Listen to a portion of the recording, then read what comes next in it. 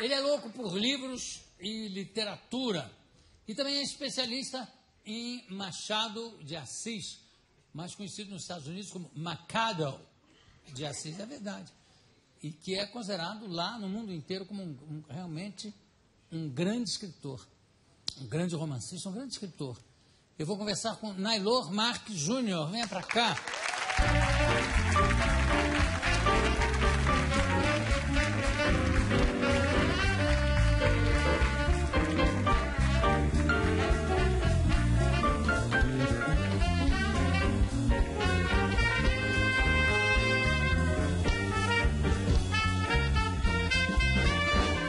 Diga. Sempre quis saber o que tinha aqui. Então tem que provar sem olhar. É, sim. É, olho fechado. Da boa. Água. Da água, da boa. É, água. Aqui não, sempre muda, varia. Sabe, sabe, Jô, eu pensava em vir aqui. Meu sonho pra era. Isso, não, era assim, Alex, por favor, alguma coisa. Eu pensava nisso, sabia? Quando a primeira vez que me convidaram, eu pensei, puxa, Alex, uma coisa, eu pensava isso. Alex, põe uma coisa aqui. A gente vem aqui, bebe um uísque, bebe uma coisa, eu vi aqui. Você prefere? Quer um uísquezinho? Não, se tiver um. Alex. Eu não bebo em serviço, mas. Whisky. Whisky. Esse é quando ele fala sóbrio ainda. Whisky. Depois é. Whisky. Traz um uísque aí, por favor. Afinal, o que não deu para entender até agora. Sim. É se é Naylor, Nylor. Como é que já chamaram você de que tudo. maneira? Eu sou assim, eu aprendi uma coisa desde pequeno. Qualquer coisa terminada em or, eu atendo. Eu não gosto de conflito. Então o cara fala assim, ai que calor, oi, como vai, tudo bem? Liga o ventilador, oi, como vai sua mãe? Então terminou em or, eu atendo. Para mim precisa terminar em or. Então Nalhor, Naor, Nabor, Nabucodonosor, tumor, rubor, perda da função, qualquer coisa. Eu sou democrático. Mas é importante você não criar problema, porque tem coisa que para explicar demora mais do que você aceitar a outra pessoa. Não é? E eu sou professor, eu sei disso. Às vezes um aluno faz uma pergunta para você e você fica ouvindo a pergunta da pessoa, não é? E você fica se perguntando, eu respondo, fico quieto, não é? Digo a ele o que ele merecia ouvir, não é? E às vezes, a maior parte das vezes, a gente fica quieto. Não é? É isso. E parece que você tem o mesmo nome do seu psiquiatra. Tenho, exatamente. Toda vez que eu penso que eu estou ficando louco, Jô, isso é uma coisa bacana. Eu vou ao Dr. Naylor e ele diz, toda vez que você pensar que estiver louco e vier aqui é porque você está são. E aí o que acontece? Eu sento e ouço os problemas dele. Ele é meu amigo. Ele senta, põe o pé na mesa e fala assim, você tem problema? Pera aí que você vai ver, eu vou te contar problema. E ele conta os dele. Não é? Mano, pera aí, eu estou pagando a sessão. E ele que conta os dele. Não é? Que problemas ele tem, já que você deu o nome dele, tudo agora? Qual é o problema mais sério que ele já contou para você? O doutor me mata se eu contar. Mas você já deu o nome dele. Sim, é o mesmo nome que eu, mas as nossas histórias envolvem... Você é o analista dele ou ele que é seu analista? E esse é o problema, nós não chegamos no ponto aí, mas eu pago a conta. Não é? Então eu presumo que eu seja o analisado. Eu estou brincando, doutor Naylor, eu não vou deixar ele... Quer dizer que não vai contar mesmo nenhuma historiazinha. Tudo bem. Só como vingança. Não, é meu grande amigo. Então, já é tudo errado, porque como é que pode ser grande amigo do próprio analista? Já não dá certo isso. Do psiquiatra, exatamente. A gente fez várias palestras sobre loucura já. Achou que sabia? Não é verdade? Juntos.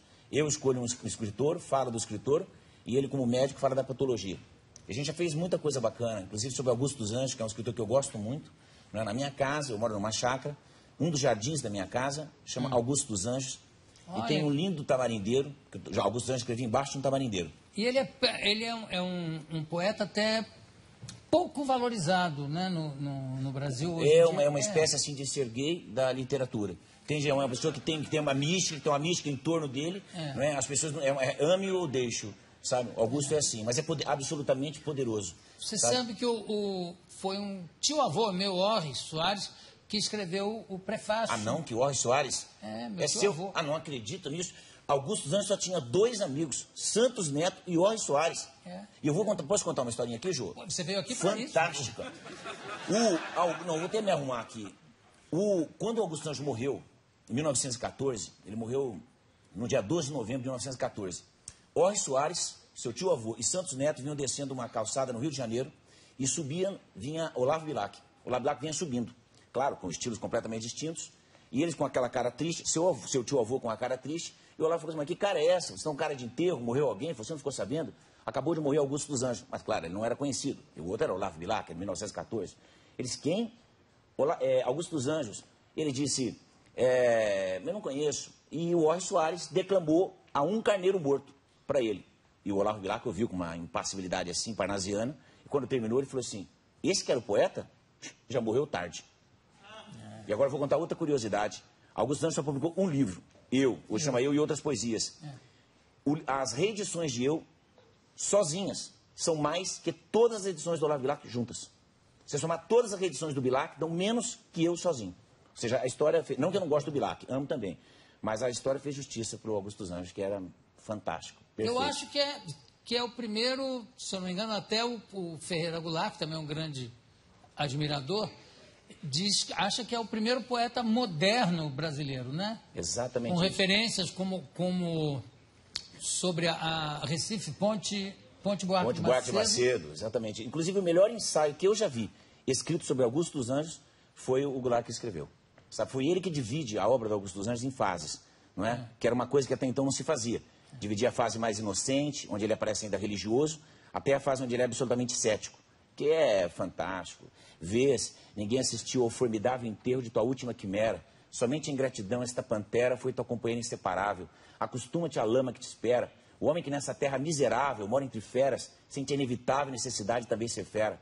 Toma um fósforo, acende teu cigarro. O beijo, amigo, é a véspera do escarro. A mão que afaga é a mesma que apedreja. Se alguém causa ainda pena a tua chaga, apedreja essa mão vil que te afaga. Escarra nessa boca que te beija. É isso. Fera.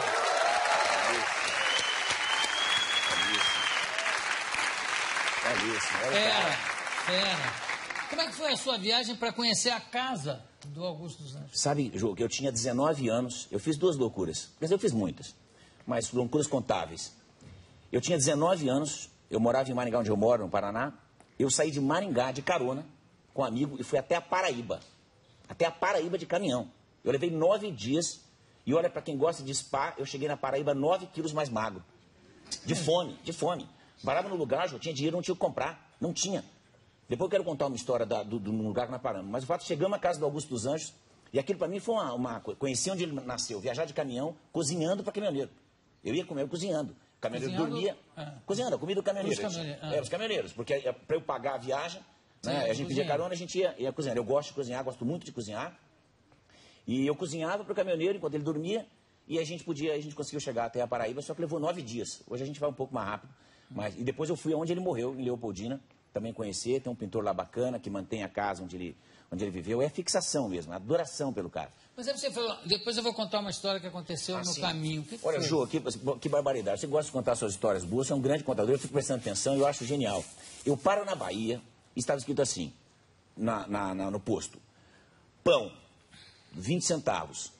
Pão com manteiga, 50 centavos. Pão com manteiga e queijo, R$1.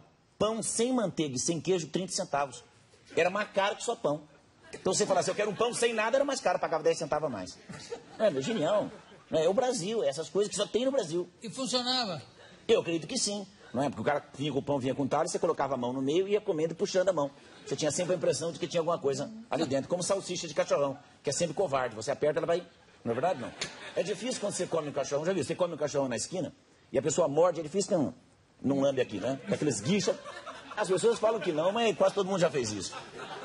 Quase todo mundo já fez. Lambeu o rabo do cachorro. Claro. O cara derruba uma bolachinha no chão. Qual é a primeira coisa que ele faz? Ele olha pro lado para ver se alguém viu. O problema não é sujar a bolacha, é saber se alguém viu. O cara abaixa, pega a bolacha, olha pro lado de novo. Se ninguém viu, ele limpa e come. Pode reparar, não é assim? É evidente, vai perder a bolacha? Claro. Não é só porque uma pessoa... Se ninguém viu, qual é o problema? Mas se tem alguém olhando, o que acontece? Não, se ninguém tem alguém olhando, você fala assim, porcaria de bolacha, caiu, vou comer, o chão tá sujo, você joga, mas dá uma dor no coração. Dá uma dor. Eu tenho a dor no coração.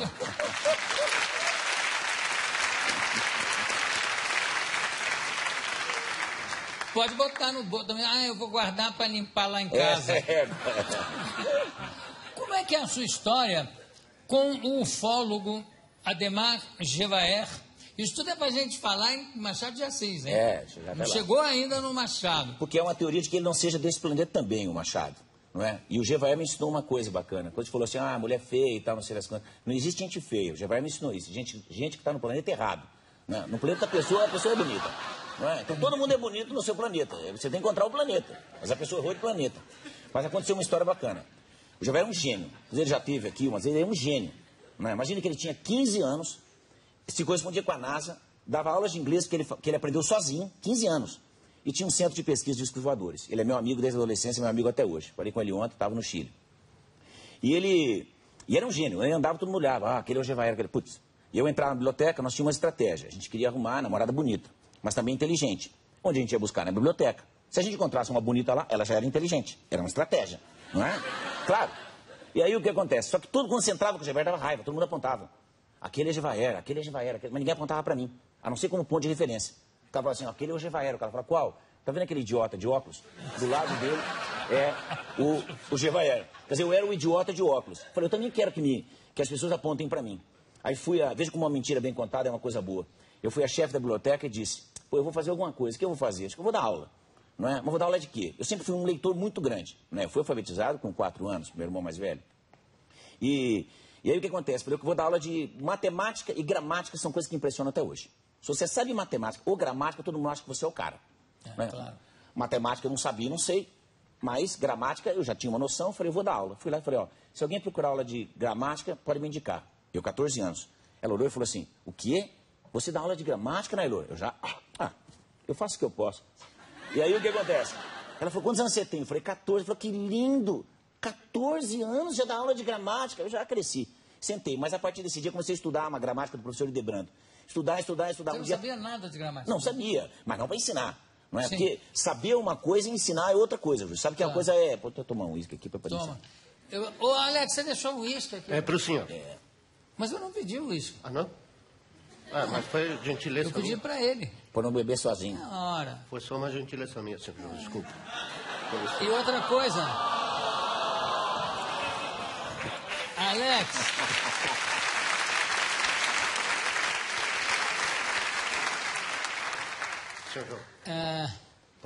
o meu é cowboy, copo pequeno. Sim, senhor João. Pra agora.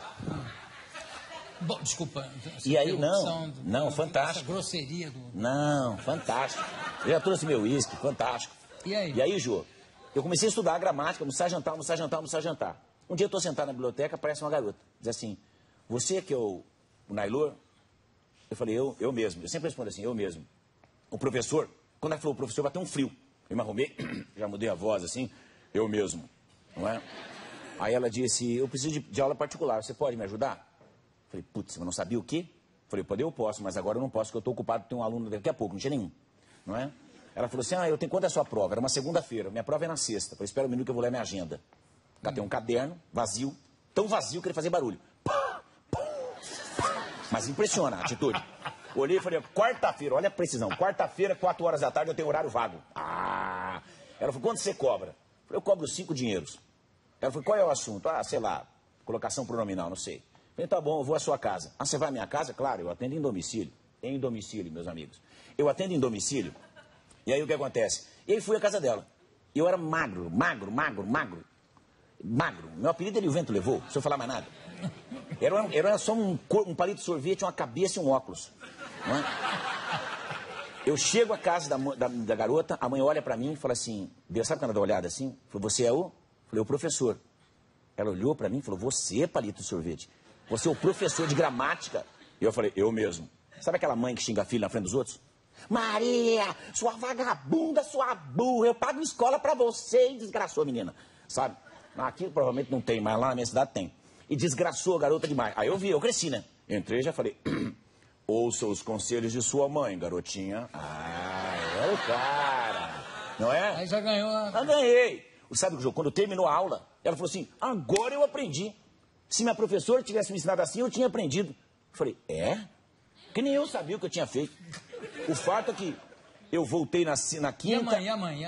A mãe ficou felicíssima. Me vinha oferecer um café, mas é um café fantástico. Depois eu pegava a aula, 5 meses depois eu tinha alunos pagando por mês, Jô. E as pessoas apontavam o Gevaer na rua e diziam assim, ao lado dele é Nailor. Um dá aula de inglês, dirige um centro de pesquisador, e o outro dá aula de gramática. Como é e eu que é virei professor. Café fabuloso? Como é que é um café fabuloso? O café é fabuloso. Quando você é jovem, tem 14 anos, Jô, qualquer coisa parece fabulosa, porque o que a gente tem é verme. Não é verdade? Você tem 14 anos. Você tem cheio de verme, telha, né? Mas o... Aí, café é fabuloso. Mas como é que é? O que compõe um café fabuloso? Tudo que possa ser comido e bebido quando você tem 14 anos. Então não é só um café, tem pão... Não, tudo, tem comida. Comida e bebida, tudo que pudesse comer e bebida. Aí você come assim e fala assim, só mais um, né? E dá uma olhada, ver quantas pessoas tem, você faz uma divisão matemática ali para ver quanto você pode comer do que está sendo oferecido ali. Não é verdade? Não? É claro, mas esse café foi no final da Não, aula? no final. Eu que estava com pressa, fiquei umas horas e meia. Né? Estava com a pressa para terminar a aula, né? E a mãe elogiando, viu? Isso aqui é um... Fantástico. Me ofereceu um café no outro dia, me indicou para o namorado, para o primo, e eu acabei ficando professor. Essa é a minha história com dar aula. E sabe que no dia 20 de maio desse ano vai fazer 30 anos que eu estou em sala de aula. Puxa, que maravilha. E eu gosto, Jô. 30 anos eu gosto. Ah, você tem seu irmão aqui na plateia hoje? Tenho, tá ali, ó. Cadê ele? Ali, cena, Sérgio. Olha lá. Mas olha, é um inglês que está ali, britânico. Ele faz o quê? Ele também é professor, minha família são todos professores. Ao lado da minha irmã, que cuida da minha agenda. Tá aí também? Né? E ao lado da minha coordenadora, que está lá também. Puxa, que gente bonita. Fantástico. Você dá aula de quê? Marketing. Marketing? Isso. É uma descolada boa isso, né? Sim, com certeza. Marketing, pronto. Tranquilo. Fundamentos. É? Fundamentos de marketing. Melhor ainda. Você dá aula de quê? De fundamentos? Tranquilo. Você não? Não, eu não. Antes de falarmos em Machado de Assis, como é que é a casa do Augusto dos Anjos? Eu acabei nunca... Mas você sabe, eu tenho uma tristeza, queria contar aqui e fazer um protesto. Faz. Aproveitar a câmera e fazer um protesto. Sabia, Jô, que a casa do Augusto dos Anjos está ocupada por sem terras? O governo permitiu que sem terras ocupassem a Casa Grande. Fizeram um museu dele na Casa da Aia. E a Casa Grande mora... Não tenho nada contra os sem terras. Não é? Não sou o tipo mais politicamente correto. Mas, pera, é um patrimônio da humanidade. Você não pode lotear, por mais problema social que tenha, você não pode colocar sem terra na casa de Augusto dos Anjos. Augusto dos Anjos é ali, é um santo da literatura. Você não pode, o cara está lá em cima, não para, não. Então, aquilo tem que ser, inclusive, para aquele povo que está lá, é um mau negócio que aquela casa não seja um museu. Porque eles podiam ganhar dinheiro daquilo ali. Mas o Brasil não se investe em... Quando falam que vai investir em cultura, que vai investir em educação, ninguém investe porcaria nenhuma. O Brasil está formando uma geração de fracos, Jô, de fracos. Gente fraca. Você não pode... Eu me lembro de uma personagem sua, Jô, que você dizia assim, quanto vales? Zero, quanto vales? Você não tinha uma personagem assim? Tinha. Zero, quanto vales? Hoje você não pode falar zero. Se você falar zero, hoje está preso. Zero, quanto vales? Não pode. Porque você não pode mais criticar ninguém. Entende? E o que aconteceu? E aí acontece esse problema. Eu cheguei a conversar com o governador. À época, que era... com o pessoal que era Cássio Cunha Lima, para saber por que é que aquela casa estava lá. Não que ele fosse me ouvir, efetivamente. Mas eu achei um absurdo que tivesse, mas é uma questão social. Sim, mas é uma questão cultural antes de ser social. Agora, você acha que o politicamente correto acaba que as pessoas não podem se manifestar? Acho. Que o politicamente correto é um chato. Primeiro que não existe politicamente correto. Se é político, não dá para ser correto. Se for correto, dificilmente será político.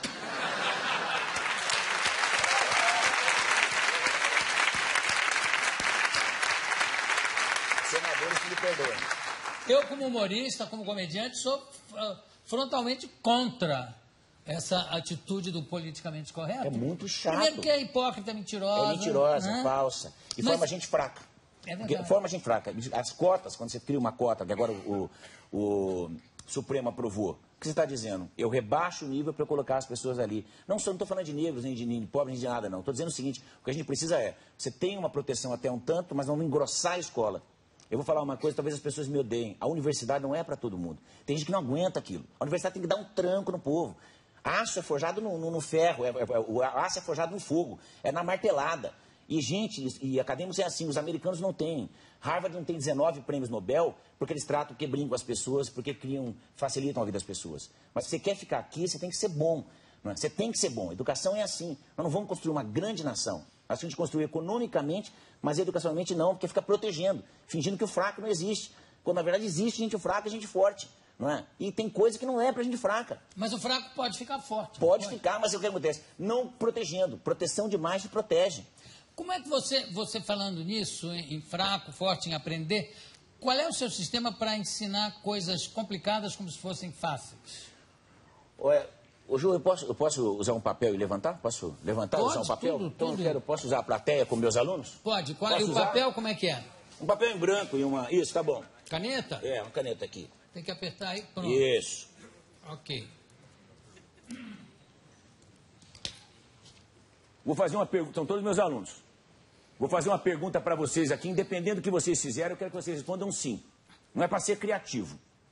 Isso aqui é uma escola. Criatividade alta. Estão vendo que eu tenho nesse papel uma linda casinha desenhada? Sim! Não, sim, eu quero sim, não é sim. É sim. Estão vendo que tem uma linda casinha desenhada aqui? Sim! Domínio sobre a massa. Viu? Agora eu vou fazer uma pergunta, eu quero que vocês respondam não.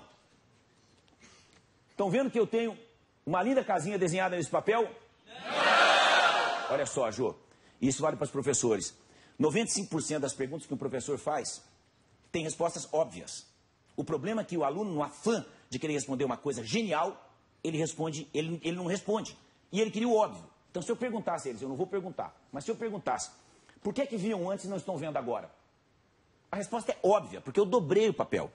Essa era a resposta. Mas todo mundo ia pensar uma resposta fantástica e não ia falar isso aqui. Agora eu vou dizer uma coisa para vocês. Dobra, em latim, é plica. Dobra é plica em latim.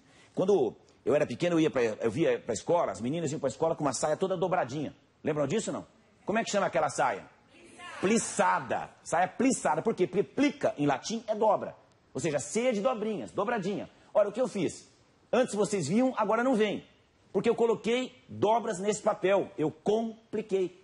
Complicar é colocar dobras nas coisas. Ora, agora eu vou tirar. Estão vendo a linda casinha? Sim! Sabe por quê? Porque eu coloquei as dobras para fora. Colocar para fora em latim é ex. Eu expliquei. Eu retirei as dobras. Compreendem? Sim. Está dada a aula. Gente.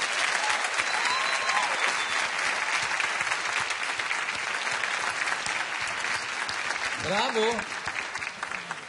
Impressionante, realmente é. E por isso, eu sempre acho que a etimologia é uma coisa muito importante. Fantástico. Quando você vai à origem das palavras, Com você certeza. vai descobrindo, sem querer, aprendendo uma série de coisas. Um dos livros que eu publiquei era sobre isso. Eu publiquei 26 livros já, e um deles é sobre isso. Até trouxe depois de presente para você. Acho que Tá aí, tem esse específico? Não, específico não. Tem um livro sobre educação, que é o livro que eu conto essa história de como eu me tornei professor. Certo. E você vai ver um livro que eu gosto muito de construção de conhecimento, que é a Caverna. Esse sobre a minha construção de carreira de professor, que é possível ser feliz sendo professor. Agora, olha essa foto de baixo do audiolivro, Jô. Conhece esse cara aí? Ali na foto. Aqui, Steve Jobs. Sou eu. O livro se chama Steve com Jobs. Olha lá. Olha o que é o milagre da arte fotográfica. Olha só. E não tem efeito nenhum. Não, sou eu. O óculos é que tem um modelo tá diferente desse. Eu coleciono óculos, como você, eu adoro óculos. Olha. E aqui, olha só. Esse é um audiolivro. Acabei de lançar sobre vendas. Quer dizer, essa estratégia de ensinar o aluno, eu transportei para o mundo corporativo. Essa foto aqui é algo de impressionante. Você está mostrando aqui já? Olha lá. Olha lá no telão, olha lá. Exatamente. É impressionante. E você está vivo, né? Tem essa Exatamente, vantagem. essa é a vantagem. Essa é a grande vantagem. Está vivo. Eu queria também perguntar a você se essa teoria do explicar e não, em vez de complicar, ou seja, em vez de botar dobras, né? Deve valer muito para matemática. Porque, geralmente o professor de matemática gosta de deter a informação como se fosse o poder. Então, quanto mais misteriosa for a matéria que ele tá dando, melhor para ele, que ele fica como o mago, como o senhor de todos os poderes, e os alunos, com todo respeito, tanto que quando você tem um bom professor de matemática, você vai bem na matéria. Quando ele não é bom, você vai embora. O nosso cérebro não é burro, Jô. Nosso cérebro gosta do que é legal. Você sabe que, porque os alunos, aqui dizem no Brasil que as provas finais são finais mesmos. Você termina a prova, um mês depois você não sabe fazer mais nada. Se aplicar a mesma prova para um aluno que tirou 10 hoje, um mês depois é 6. 2 meses depois, 3, e ele reprova 4 meses depois. Porque o problema é fazer aquilo que você aprende ir para a memória de longo prazo. Tem 3 formas de fazer uma coisa e ir para a memória de longo prazo. Uma é pelo trauma, não é? Você bate o carro, você não precisa gravar, que ele vai ficar gravado para sempre. Então, por exemplo, você está estudando matemática, quer aprender, você pega um martelo. A ao quadrado igual a B ao quadrado mais C ao quadrado, pau no seu pé. Ah! Você vai aprender, mas dói. A segunda possibilidade, Jô, é você aprender por repetição. Não põe a toalha molhada em cima da cama, não põe a toalha molhada em cima da cama, não põe a toalha molhada em cima. Um dia você não põe mais. E a terceira é quando aquilo faz sentido na sua cabeça. Se fizer sentido, vai direto para a memória de longo prazo. Então, por exemplo, eu não sou professor de matemática, só para saber, minha área é literatura. Você também é professor de matemática? Não, não. Já foi? Não, nada. Eu sou um curioso, só queria mostrar uma coisa. Né? Como a escola pode fazer, eu falei agora da literatura, da explicar, quero falar de matemática. Você pega A ao quadrado, eu falei A ao quadrado, teorema de Pitágoras. A ao quadrado igual a B ao quadrado mais C ao quadrado. Ou o quadrado da hipotenusa é igual a soma do quadrado dos catetos, que todo mundo aí conhece. O fato é, A ao quadrado é A, B ao quadrado é BB, C ao quadrado é CC. E A jamais será BB mais CC. Não tem sentido isso? Mas quando Pitágoras pensou, ele não pensou assim. Ele pensou um triângulo de lados 3, 4, 5, e ele pegou azulejos quadrados, e num cateto ele colocou 3, no outro cateto ele colocou 4, e na hipotenusa ele colocou 5. Aí ele pegou e fez um quadrado, né? E fez um quadrado com o 3, um quadrado no de 4, um quadrado no de 5. Ora, 3 vezes 3 são 9, 4 vezes 4 são 16, e 5 vezes 5 são 25. Logo, 9 mais 16 são 25. Isso quer dizer, a soma dos quadrados dos catetos é igual ao quadrado da hipotenusa. Dá para entender ou não? Isso é didática. Isso é didática. O Milor é que tinha uma frase da matemática sensual que dizia: eu sou a soma dos quadrados dos catetos, mas pode me chamar de hipotenusa. Bonitinho, grande, né? Milor. E o Machado de Assis, que fim levou? O Machado... Que fim terá levado o grande Machado de Assis? Grande bruxo do Cosme Velho e a minha fonte de inspiração. Eu digo aos meus alunos, toda vez que eu estou numa pior, Jô, eu penso no Machado. Pensa, o cara nasceu numa favela, Morro do Livramento, mulato, em plena escravidão, 1839. Pai analfabeto, pintor de paredes. Mãe analfabeta, empregada doméstica. A mãe morreu, ele tinha 2 anos. O pai casou, ele tinha 5. A madrasta, doceira. O pai morreu aos 12. A madrasta botou ele para trabalhar, vender doce na porta de uma escola que ele nunca pôde frequentar. Além de ser mulato, em plena escravidão, pai analfabeto, mãe analfabeto, perder pai pequeno, mãe pequeno, começar a trabalhar com 12 anos de idade, ele era gago e epilético. E é Machado de Assis, seguramente, o maior prosador das Américas do século XIX, e um dos 5, e isso não fui eu que disse, não. A Associação de Críticos Americanos e a Associação de Críticos Europeus disseram isso. Você estava falando que nos Estados Unidos é chamado de Machado. Uma das maiores autoridades de Machado de Assis no mundo é John Gladstone, que é americano. Sabe? Eles respeitam e veneram ele assim, Roberto Schwartz no Brasil e John Gladstone nos Estados Unidos. E o Machado construiu uma carreira absolutamente fantástica. É uma pena que ele escreveu em português. Tivesse escrito em francês, eu não tenho dúvida que parelho a ele, Flaubert talvez. Sabe? Não, Balzac talvez. Você sabe, você falou aí nos Estados Unidos, o meu editor lá, que por coincidência é o maior editor americano, se chama Bob Gottlieb, eu consegui chegar até ele por causa do Machado de Assis. Aí. Que ele falou, olha, é impressionante, não tem nada igual a Machado de Assis. Não tem. E na última vez que eu tive com ele, ele tinha acabado de desvendar os sertões do Euclides da Cunha, que ele também ficou enlouquecido, e quando eu tive com ele, ele não tinha chegado ainda à parte mais emocionante. Ele estava ainda naquela primeira parte que é chato. Difícil de atravessar. Para passar por ali, a pessoa tem que ser fera. Ele estava encantado. Qual é a importância em tudo isso, ao lado do grande homem, ou por trás do grande homem, ter sempre uma grande mulher? Qual é a importância da mulher do Machado de Assis? É aquela história, você sabe que dizem que ao lado de um grande homem tem sempre uma grande mulher e ao lado de um desgraçado 2, não é? O Machado só teve uma, não é? E a Carolina, ela veio para o Brasil em circunstâncias estranhas. Ela era irmã do Francisco Xavier, que era amigo dele, Novaes. O Xavier era jornalista, bem amigo do Machado. O Machado nessa época já está importante, já circula, já é amigo do Zé D'Alencar, do Gonçalves Dias, já era um escritor consagrado, não publicou romance, mas já é um contista consagrado. E ela vem para cuidar do irmão, essa é a teoria. Mas sabe-se hoje que ela veio desvirginada do Porto. Ela foi desvirginada num tempo em que, que havia virgens desvirgináveis. Claro, há ainda. Ah, claro. Desvirgináveis. Sim. E aí o que acontece é que ela veio para cá, fugida de lá, desonrada, mas era uma mulher letrada, sabia tudo de literatura estrangeira, inglesa, sobretudo. Foi ela que apresentou os ingleses para o Machado.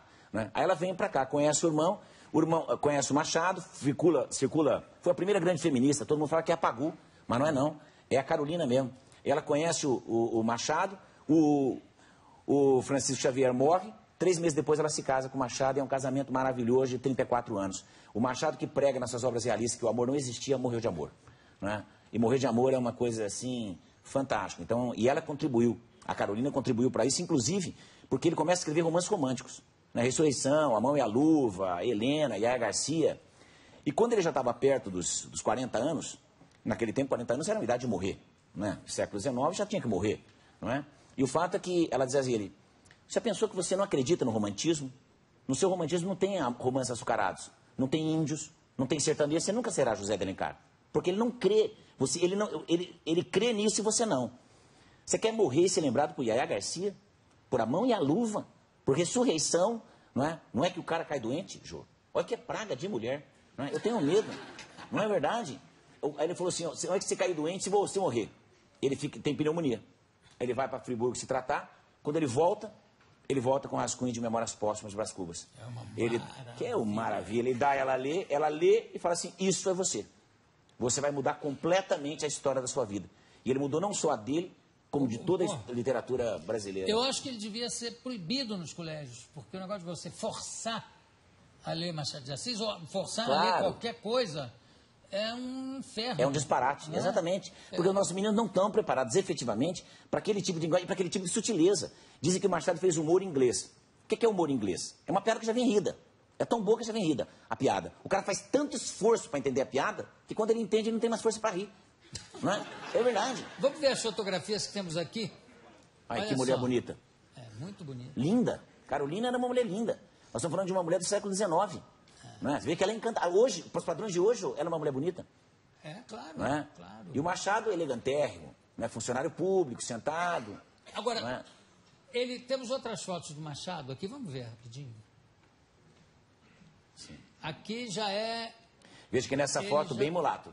É, mas digo, aí ele já tinha... Sim, já é o grande Machado. Né? Essa foto ele tem 40 anos. Nesta foto. Mais? Essa foto é a época aí jovem, auxiliar de tipógrafo. Eu presumo que deve ter a foto dele perto de morrer. Não, aí também sempre já na fase... Vai passando, virem depressa para ver se a gente... Vamos ver. Não, ainda 40 anos, perto dos 40 anos. Esta foto, perto de morrer, já. Machado com 68 anos, 67 anos. E repara que ele está mais branco nesta foto, com o cabelo mais liso. Isso foi feito artificialmente com o consentimento dele, com o pedido dele. Ele pediu que ele gostaria de passar para a história ligeiramente mais branco. Não é? Assim, meio Michael Jackson, sabe? Um espécie de Michael Jackson da literatura. Mas um homem absolutamente elegante, reparem, elegante. Não é? Aí, fantástico. Aqui é com... Barão do Rio Branco. É com quem? Barão do Rio Barão Branco. Do Rio Branco. Isso, Barão do Rio Rio Branco. Que é outra figura fantástica. Fantástica. Tá bom, Vini, obrigado. Você sabe o negócio de aparecer mais clareado? O Zé do Patrocínio Filho, o Juca Pato, que era uma figura pitoresca, tem uma fotografia dele, ele como ele era, que ele era negro, né? Sim. E ao lado uma fotografia que ele pediu para clarear. Ele está branco. Exatamente isso. Tudo com efeitos de luzes. Você vê as loucuras que o preconceito acaba... Fazia. Né? E você vê que o Machado, a grande crítica que o Machado sofre é porque ele não comprou causa nenhuma. Ele não comprou causa dos negros. Eu fiquei famoso e tal. Mas eu não fiquei famoso porque eu sou negro. Eu fiquei famoso porque eu sou talentoso, porque eu sou culto, porque eu sou preparado. É isso que me deixa, sabe? Quer dizer, o Barack Obama não chegou à presidência dos Estados Unidos porque ele é negro, mas porque ele tem uma formação sólida, intelectual, um homem que não chegou onde chegou à toa. É isso que me impressiona. Sabe? São esses valores que a gente precisa vender na educação brasileira. As pessoas valem mais por aquilo que elas são. Um dos 4 pilares da educação é a educação para o ser. Não é ser bobinho. É você como ser uma obra de arte bem acabada. O Aristóteles dizia que não há obra de arte mais bem acabada do que um homem educado, não é? De uma pessoa culta. Não há, Jô. Você sabe, você é uma pessoa culta. Você sabe disso. E eu quero contar uma coisa rapidinho aqui, Jô. Sabia que quando eu me graduei em francês, eu verti na minha festa de formatura um texto seu? Verdade, eu não sei se você vai se lembrar, mas tem um livro que já publicou muito, chamado Astronauta Sem Regime. Você lembra disso? Claro. E tinha lá uma esquete que um sujeito ia pro restaurante e queria pagar a conta o tempo todo. O tempo todo ele queria pagar a conta. E eu verti essa esquete para o francês e foi a minha esquete de apresentação de formatura. Acredita nisso? Aí. Ficou lisonjeado aqui. Logo depois de ir à casa do Augusto dos Anjos. Numa fase assim de êxtase. Tá vendo? Ligações familiares. Claro, ligações perigosas. O Nailor, você falou aqui que... Não, o Machado ainda não era, quer dizer, já era conhecido pelos contos, pelas crônicas, que eram publicadas aonde nessa época? No Correio Mercantil. Ele começou publicando aos 16 anos no Marmota Fluminense, não é? Que era do Paula Brito, da livraria Paula Brito. Ele publicou ali e depois ele entra como auxiliar tipógrafo na Companhia Editora Nacional e aí ele conhece Manuel Antônio de Almeida, o autor de Memórias do Sargento de Milícia. E o Manuel faz uma profecia, diz, invista em literatura que você vai ser um dos grandes. Mas nem ele, porque ele morreu logo depois, imaginaria que o Machado viraria o cara que ele virou. Não é? Bom, você é acadêmico, sabe que é a casa do Machado de Assis. Não é? Quer dizer, aquilo é uma barbaridade. O Machado sabe? Mas nem ele imaginou, ninguém imaginou, nem o José de Alencar, que era um grande amigo, até uma fofoca, dizem, não gosto de fofoca, mas há uma fofoca que dizem... Eu também não, conta. Sim, que um dos filhos do José de Alencar era filho do Machado de Assis, na verdade.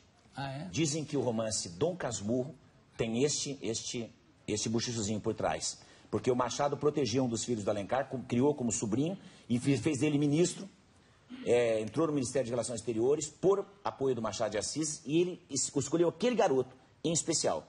Isso não era nada muito brilhante. E dizem que essa escolha, um tanto suspeita, tinha a ver, dizem, eu não sei, não é? Claro. Que o garoto era filho dele. Agora, para terminar o nosso papo, que por mais que fosse longo, aqui seria curto, o Capitu traiu ou não traiu? Não traiu. E eu vou dizer uma coisa para as pessoas, eu não traiu. Olha, eu sei que muita gente boa, Jô, diz que traiu, mas não traiu, até porque a grande questão é, a traição não é o assunto de Dom Casmurro. O assunto de Dom Casmurro é ciúme, é uma investigação psicológica sobre ciúme. É o que o ciúme é capaz de fazer com uma pessoa. Quem já namorou um ciumento, se há ciumento aqui, eu vou falar uma coisa, você é chato, se ninguém falou. Não tem coisa mais chata que a gente ciumenta, Jô, porque o ciumento o que ele faz? Ele vê coisa onde não existe. Ele pega 3 ou 4 coisas, soma, e vai dar uma quinta coisa que não tem nada a ver. O Bentinho era um cara fraco, criado pela mãe, não é? Sempre criado pela mãe, protegido todo mundo, a gente conhece a Capitu. Olha só, olha como Machado é genial. Essa é a comédia. Bento de Albuquerque Santiago, olha que nome forte. Um cara que chama Bento de Albuquerque Santiago, ele tem que ganhar salário, só pelo nome. Como você chama? Bento de Albuquerque, salário mínimo pro cara. Mas Bento de Albuquerque vira Bentinho, é muito fraco. Agora, Capitolina é fraco, Capitolina vira Capitu. Olha que forte. Capitu, Bentinho, Capitu, Bentinho, Capitu, Bentinho. Não entende? Ninguém respeita um cara adulto chamado Bentinho. Vai respeitar? Não respeita. Gente, eu conversei...